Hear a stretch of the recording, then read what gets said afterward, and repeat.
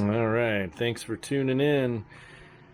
This is the newest tool in the arsenal. I have switched over from a chest freezer to an upright. This was delivered this morning.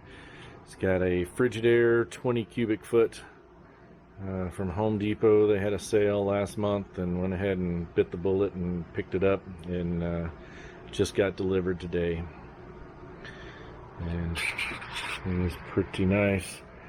Way lighter weight than what I had originally thought it was going to be. Gonna have to actually add some anchors and anchor it to the wall, because the suction of the door, just pulling it open, actually wants to move the whole thing. Might be better once I get all my food over into it, but still making sure that it's going to get cold and stay cold before I switch my food over.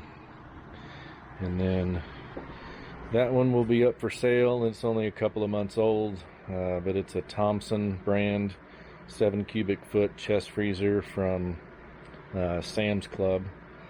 And I've got that rack that I built for it that basically suspends the freeze dryer shelves or trays with the stackers. You can stack it up and drop it in.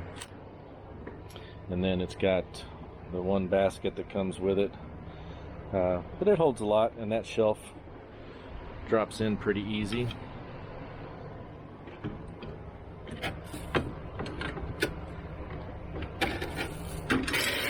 Hard to do one-handed, but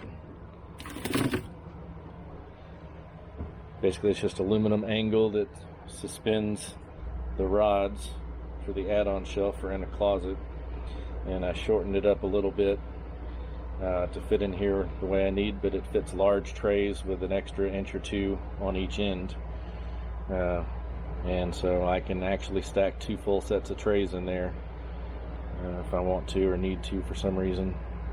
Plus I still have all the food down below, and there's about 5 inches below this before you get to the shelf that is over the compressor unit. So I'd say out of the 7 cubic feet, there's probably 3 cubic feet of that is still available for food freezer storage, aside from what you need for the trays plus the basket. So there you go. Thanks for watching.